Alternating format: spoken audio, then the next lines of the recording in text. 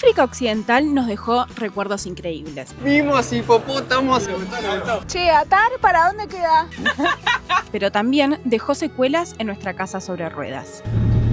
No me gusta nada, ¿eh? Le está dando a fondo. El desierto, las rutas y miles de kilómetros pasaron factura. Y antes de seguir viajando, había una sola prioridad: volver a poner el motorhome en condiciones. Y lo mejor es que esto recién empezaba. Por delante nos esperaban 10 días para descubrir un Marruecos completamente distinto. Marrakech, antiguas ciudades de barro, escenarios de Hollywood, ¡Bienvenidos a mi palacio! cañones gigantes y un desierto que jamás nos imaginábamos que terminaría regalándonos una de las experiencias más lindas de todos estos años viajando. Casa de mi familia, sala habitaciones. Pero para llegar hasta ahí todavía quedaba mucho camino por delante. Marhaba.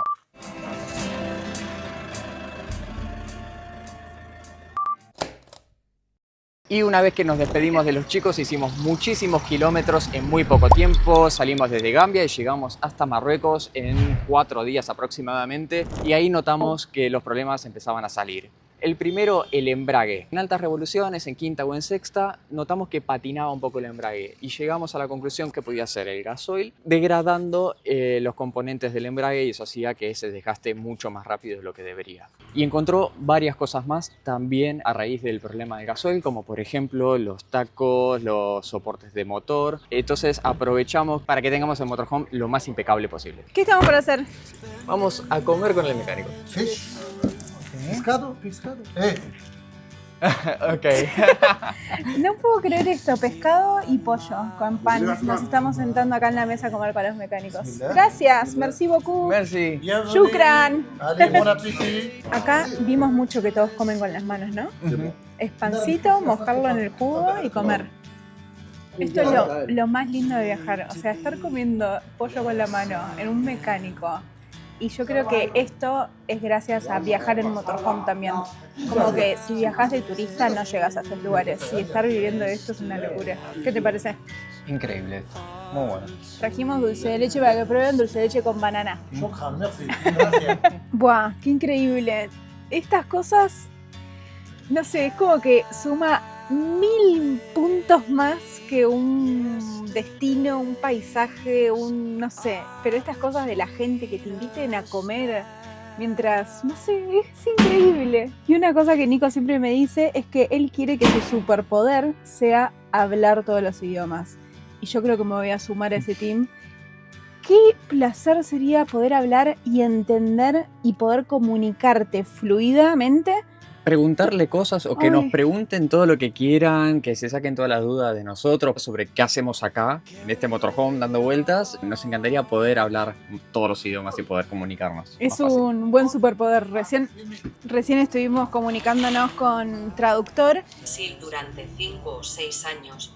y algo que me parece muy loco, que también es parte del no hablar el mismo idioma, pero estábamos como sentados en la mesa, comiendo ahí en la mesa redonda y como que era, no sé, un silencio lindo ahí entre todos. Cuando Ok. uno se pone a observar cómo come cada uno, que comen con la mano derecha y no con la izquierda, que se hinchastran todos y no pasa nada. No sé, increíble. ¿Y ahora? Nos hicieron señas como para tomar un té, pero como Sofi se quedó trabajando acá en el motorhome, nos dijeron: Sofi no vino, llévale un té y llévale facturas. ¡Qué amor! Bueno, salimos a probar el motorhome con el mecánico. Sí, le está dando a fondo. Una cosa que les pasó también es que pidieron el embrague nuevo y vieron que había una pieza que no coincidía. Entonces lo que hicieron fue mandar la nuestra a la repuestera para comparar y después que traigan la pieza exacta. Y hoy ya lo están armando y le están saliendo a probar. Y a las 10 cuadras se empieza a escuchar un ruidito. No me gusta nada, ¿eh? Según Momo, le puede faltar líquido a la dirección, pero esto nunca le pasó.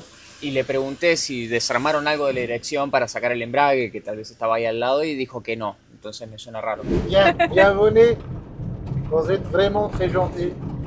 Avec votre patience.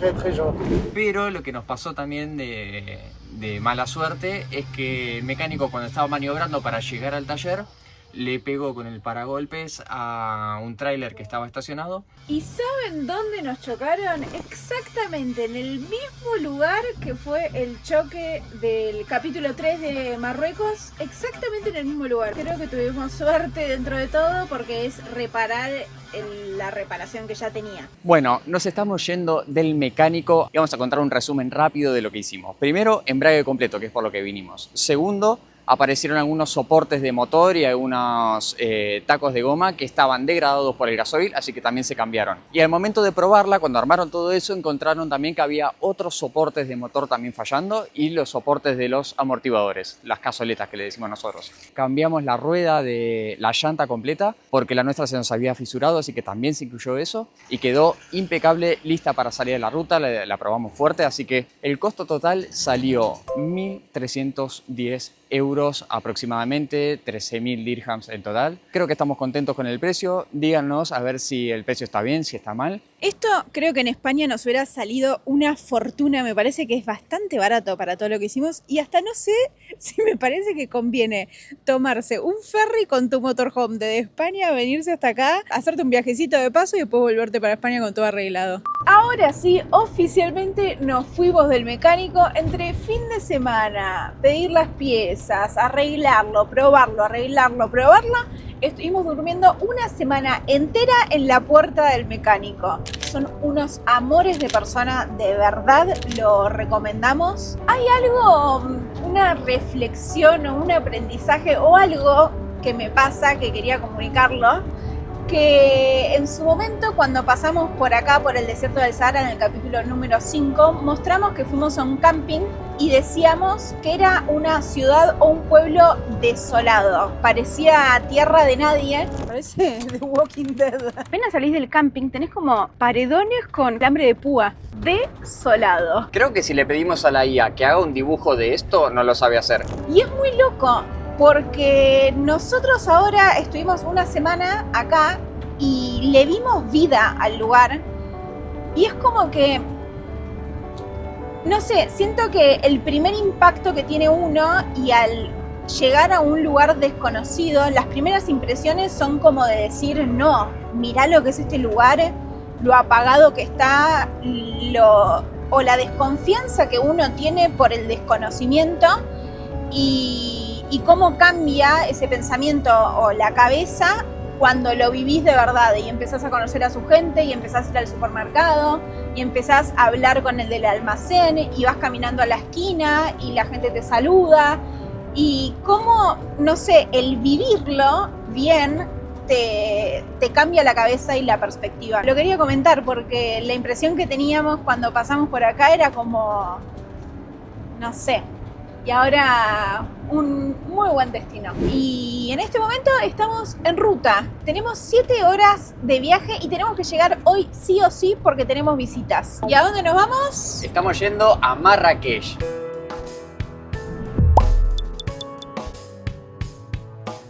¿Por qué? Porque tenemos visitas. Viene un amigo mío. Ahí lo vemos al turro. ¿Por qué el turro? Y en 2 días viene la mamá de Sofi con una amiga.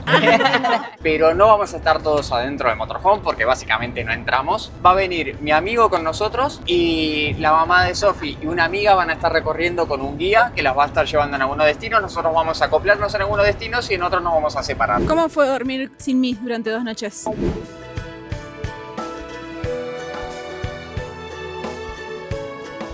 Llegamos a Marrakech, a un camping y miren lo que es esto. Primera parada, mirá cómo nos reciben. Está el turro con nosotros. No me acuerdo su nombre, no sé si tiene segundo nombre. Se llama el turro para mí. ¿Por qué el turro? Porque una vez me hice un corte de pelo de turro y me quedó así, realmente. ¿Nos va a estar acompañando 10 días? 10 días. Pues te ganó, pero por mucho. El mejor cuscús de Marruecos, nos Vamos dijo. a probarlo entonces. ¡Wow! Thank you. ¡Qué pinta,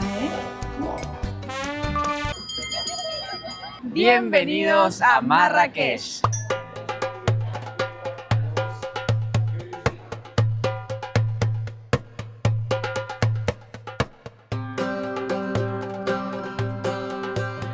Bueno, ya no estamos más con Caro y Santi, pero estamos en turro Que vamos a recorrer. desde Marrakech hasta el desierto de Merzouga, todos juntos. En nuestro primer punto en Marrakech entramos al Palacio de la Bahía. Bahía era el nombre de la mujer preferida del visir y construyó este palacio para vivir él con todas sus esposas y principalmente su preferida. Bueno, estamos en la parte del Riad, que es la zona abierta, la que no tiene techo, como mencionábamos antes, pero esta es la parte principal y acá es donde vivían las esposas del gobernador, del gran visir. Tenemos una habitación para cada una de las esposas y la cuarta esposa, la esposa preferida, tenía una casa separada que se llama la Casa del Verano, pero esas se llaman Dar porque tienen el techo cerrado. Dar significa casa, Riad es la zona con techo abierto. Y acá entramos a la habitación de la mujer principal, que sería la cuarta.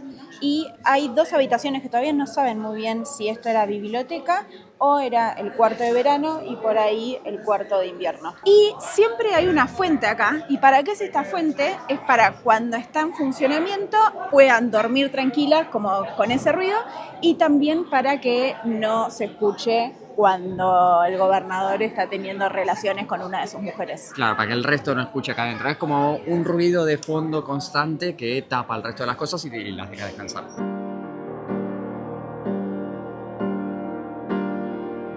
La construcción la arrancaron en 1866 y tardaron solo 10 años en construirla. Súper poco, ¿no? Nos parece un número irreal para la cantidad de detalle que tiene, la cantidad de construcciones que hay. Creemos que debe haber sido muchísima gente trabajando en esto. Estamos en una de las dos salas de espera del Palacio de la Bahía. ¿Y qué tiene de esto de característico? Los techos con madera, unas inscripciones de yeso y los pisos de cerámica. En el medio no hay nada, ¿por qué? Porque como no había sillas, se tiraban en el piso en alfombras y miraban el techo. Siempre en las partes de abajo se repite una y otra vez: queremos salud, queremos salud, queremos salud. Acá es donde dice queremos buena salud. Y miren qué anchas son las paredes. Esto es para aislar mejor el frío del calor de afuera. Qué locura estos techos. Y están pintados con tintes naturales. Y acá estamos en un hammam tradicional marroquí. Es donde se venían a limpiar el cuerpo. Está dividido en tres partes. En la parte caliente, que es en la que estamos ahora, donde les ponen un jabón blanco, que es como una pasta de oliva para sacarte la piel muerta. Te quedas 20 minutos acá, en la parte caliente. Pasas a la fría, donde te sacan la piel muerta. Y después te enjuagan y chau. A rezar. Lo hacen casi todos los viernes porque es el día del rezo más importante, antes de rezar para entrar limpios a la mezquita. Acá estamos en el Gran Riad, donde hacen las fiestas, y ahí es donde leen el Corán, que se cayó esto con el terremoto del 2023.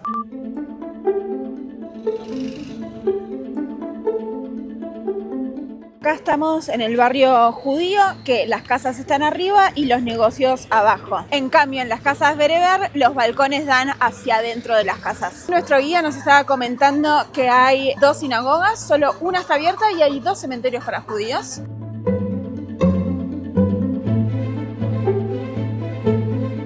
Miren las tortugas acá. Es mini.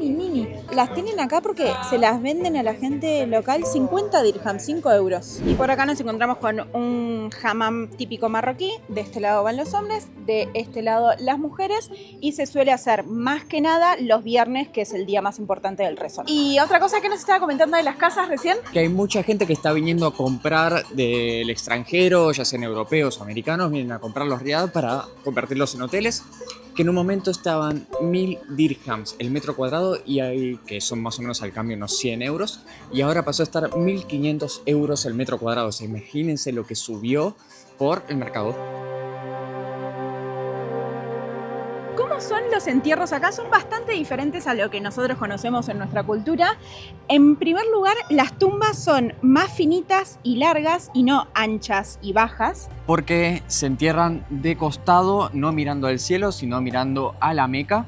Y también que no usan cajas como usamos nosotros los ataúdes, sino que directamente los envuelven en una tela y los dejan de costado, los limpian, los lavan todo el cuerpo con perfumes también antes de envolverlos, y después quedan directamente enterrados en la tierra, no hay ninguna caja. Y la ceremonia es, lo entierran, leen el Corán y también ponen un vaso de agua en la cabeza. ¿Y para qué es esto? Para que vengan los pajaritos y tomen agua de ahí. Nosotros, como llevamos flores, ellos llevan agua. Y otra cosa que nos dijo es que está prohibido por lo que dice en el Corán, cremar los cuerpos, solo se entierran. Lo que nos estaba explicando nuestro guía, no sé si se llega a ver, pero esta mezquita, arriba de todo, tiene 3 pelotas y cada una es una religión, judía, cristiana y musulmana, y al costado tiene un palo negro que apunta hacia la Meca. Puede haber un palo o una luna, que la luna sí, y la Meca a la derecha.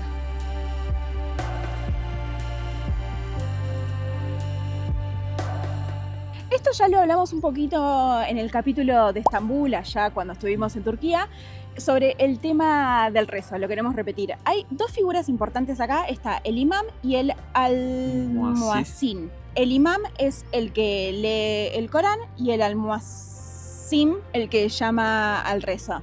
Después hay 5 rezos al día, pero el del viernes es el más importante, como veníamos diciendo, y el más importante es el del mediodía, que en vez de llamar una vez, llaman 4 veces. Primero para avisarte, después para que entres, después para que... Cuando el imam está hablando. Y el otro para... terminar de rezar en tu casa. Y este día dura 1 hora todo el procedimiento. Después el resto, por lo general, dura 10, 15, 20 minutos, ¿no? Aproximadamente cada rezo. Una cosa que me llamó mucho la atención, que yo no lo sabía, que nos contó que las mujeres cuando están en su periodo no pueden venir a rezar acá a la mezquita. No sé si es porque ellos lo toman como algo impuro o no sé. No.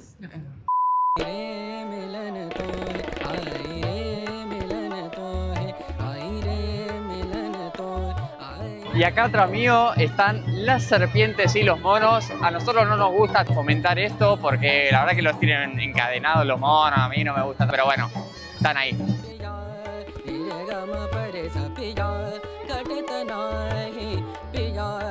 Mientras que con mamá y Silvi nos quedamos disfrutando de una rica cena,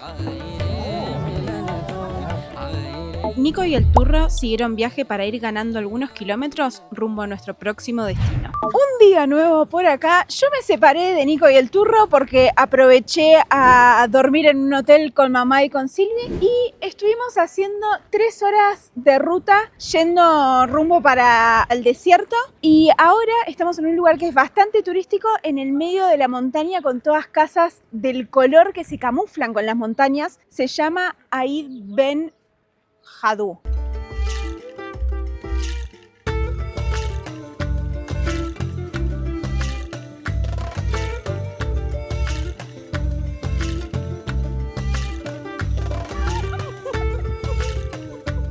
Y el nombre del lugar significa pueblo, tribu, hijos y el jefe, el dueño de todo esto. Ahora nos vamos a encontrar con Nico, que él ya está acá con el motorhome, y a conocer un poco. ¡Nico! ¿Cómo fue dormir sin mí durante 2 noches? Estuvo bueno, estuvo bueno. Más vale, cocina el turro. Yo no puedo opinar mucho.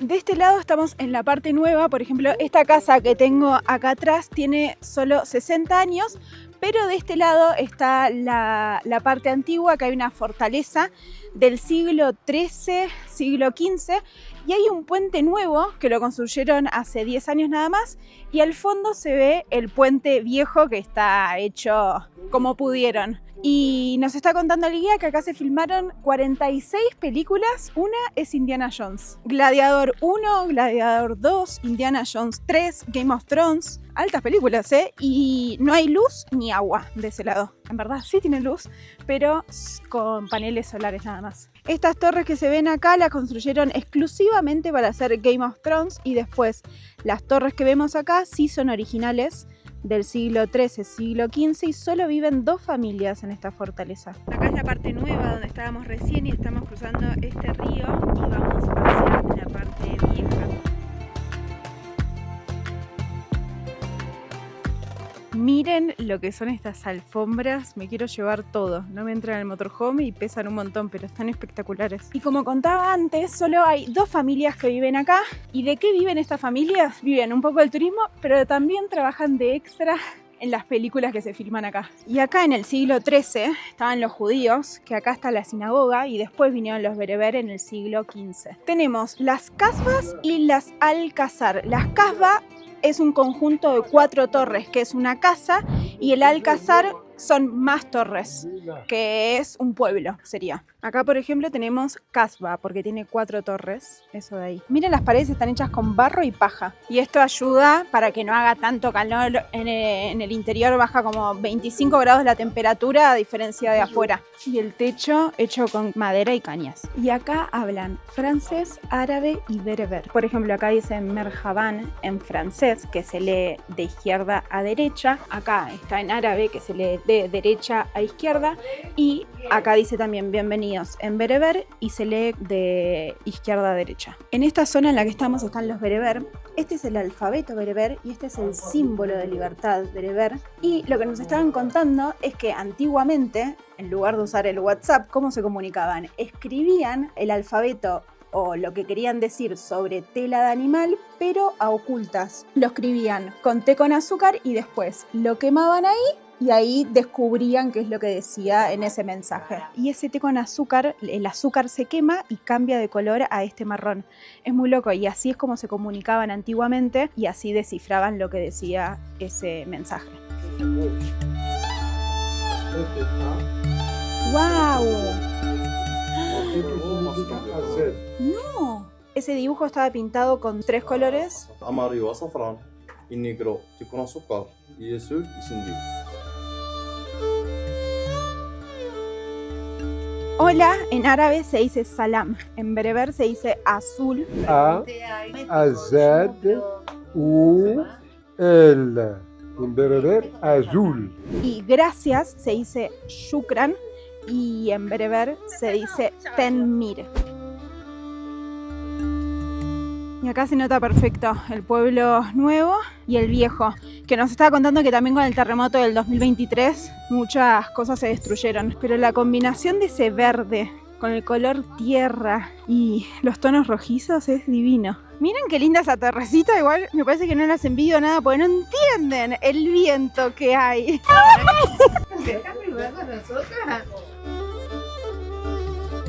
Ahora hay todas tiendas nuevas, pero por acá estaban las casas bereber.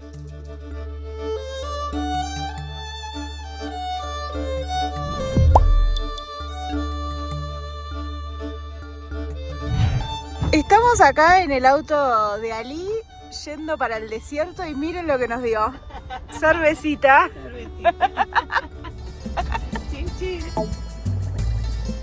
Siguiente parada, llegamos a Atlas Studio, un lugar donde se filmaron un montón de películas y este lugar exactamente se inauguró en 1983. ¿Te suenan Gladiador, La Momia, La Pasión de Cristo, Aladdin o Prison Break? Algunas de sus escenas fueron filmadas acá, uno de los estudios de cine más grandes del mundo. Y estamos en el set de La Momia. Tuvieron un año para construir, 15 días para grabar y solamente 15 segundos de película. Y acá tenemos a Tutankamón y a Cleopatra al lado nuestro. Y lo mejor es que si haces la visita con guía, te muestran cómo se graba una película de verdad. I will go in the middle. If you go in the middle, everyone say Director, actores, cámaras, tomas y escenografías. Lo que estamos haciendo es estamos simulando un estudio y como si estuviéramos grabando la película. Toma 2, lo hicimos mal. Y así fue como terminé interpretando a Cleopatra. action, let's go inside. ¡Bienvenidos a mi palacio!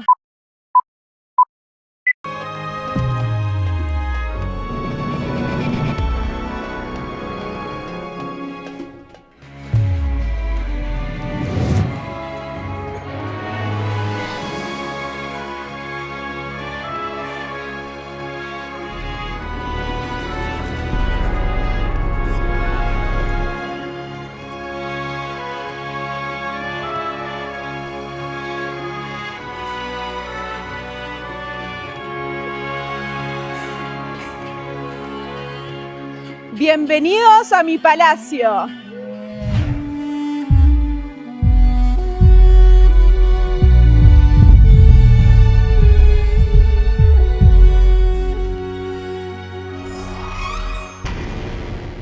¿Dónde estamos? Estamos en el bondi de Prison Break.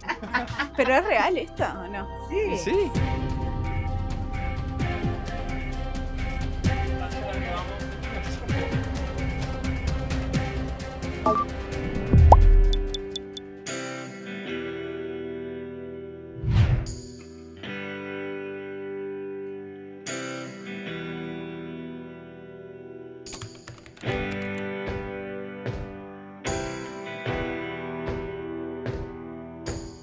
Llegamos a la garganta del Dades, al camino de la serpiente. Acá está una de las rutas más famosas de Marruecos. Un camino lleno de curvas que va subiendo por la montaña y que visto desde arriba tiene una vista espectacular.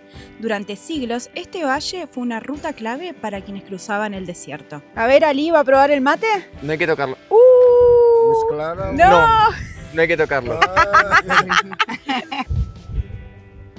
Borrachando. ¿Qué te pareció? Bien. Bueno. Mal. Gracias. ¿Sí? ¿Bien o mal? Shukran. Muy bien. Para ser de Marruecos, ¿no? Pegué sticker. Si alguien viene acá, está pegado ahí. Miren la formación de esta piedra, se llama Manos de Mono. Tenemos un turro al volante. Estamos viendo en el camino muchas mujeres recolectando pastizales en la espalda y es la comida para los animales. Cada familia tiene su parte de tierra y ahí es donde van a juntar toda esta comida.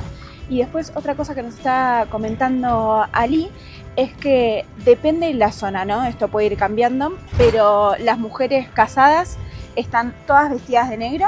Por ejemplo, en este pueblo vestidas de negro, en el siguiente pueblo al que vamos a ir están todas vestidas de blanco, entonces podés ver cuáles están casadas y cuáles no. Y una vez que una mujer está casada no puede hablar con otros hombres. Igualmente, esto es más que nada como en los pueblos, las tradiciones ya en las ciudades grandes y eso están cambiando.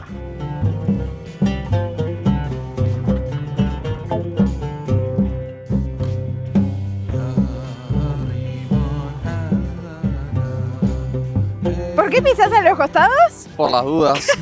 Bienvenidos a la garganta de Todra. Durante miles de años el río Todra fue desgastando la roca hasta formar este impresionante cañón, con paredes que llegan a superar los 150 metros de altura. Nosotros vinimos con Ali ahora hasta acá porque es más cómodo dejar el motorhome en las afueras y aprovechar que mamá reservó este tour, entonces vinimos con Ali hasta acá, pero también se puede llegar con motorhome. Hoy es uno de los lugares más visitados de Marruecos y la verdad, cuando estás parado acá abajo entendés por qué, ya sea por caminar, escalar o simplemente levantar la cabeza y quedarse un rato mirando estas paredes gigantes. Miren acá estas mesas y sillas abajo de la montaña gigante. Me da un miedo que se caiga una piedra. Ali nos estaba contando que ahí hay un hotel que tuvo que cerrar porque cayó una piedra gigante arriba del hotel y destruyó por suerte solo la parte del baño y no pasó nada.